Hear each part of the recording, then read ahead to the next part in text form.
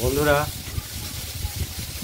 প্রতিদিনের মতো আজকেও আমরা ফিরে এসেছি লক্ষ্মী কুটিরের রান্নাঘরের পক্ষ থেকে নতুন একটা রেসিপি নিয়ে। সেটা হলো কাতলা মাছের আলু দিয়ে ঝোল। বড় কাটা কাতলা মাছগুলো পিস করে নিয়েছি এবং এগুলো নুন হলুদ মাখিয়ে ভেজে নিচ্ছি হালকা হলুদ করে। সময় লাগে, ভাজাটা হতে থাকুক।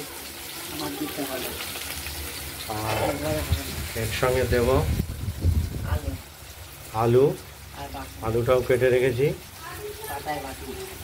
আর শিলে বেটে জিরে, আদা আর লাল কাঁচা লঙ্কা এটা বাটনা হিসাবে ব্যবহার করব।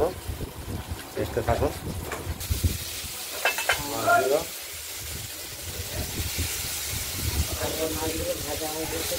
ভাজা হয়েছে আর বাকিটা কড়াইতে দিয়ে দিলাম, ভাজা হতে থাকুক।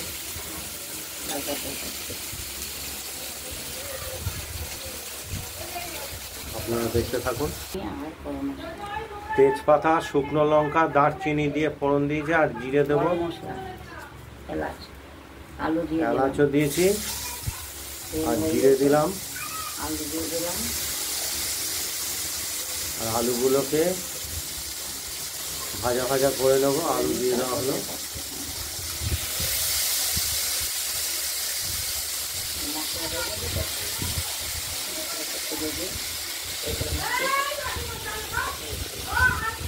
মশলাটা বাটা হয়ে গেছে, আর এর সঙ্গে দেব টমেটো,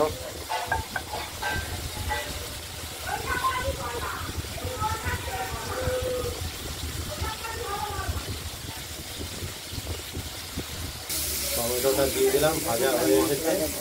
এরপর আমরা মশলাটা দিয়ে কষাবো। টমেটোটা নরম হোক, হলুদটা আলুটা ভাজা হয়ে গেছে, মশলাটা দিয়ে দিলাম, টমেটো দিয়ে দিয়েছি, মশলাটা দিয়ে দেওয়া হলো।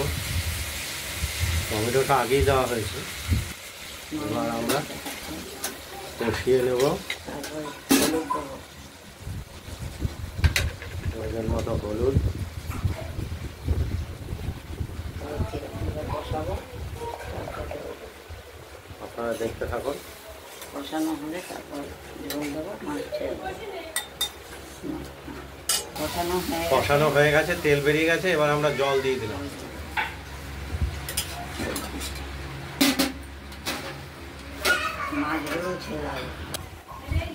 মাছগুলো এবার এই ঝোলেতে দিয়ে দেওয়া হলো।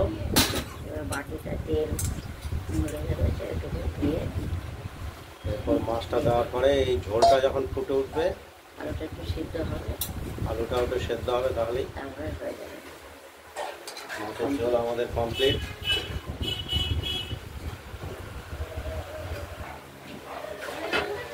এই কাতলা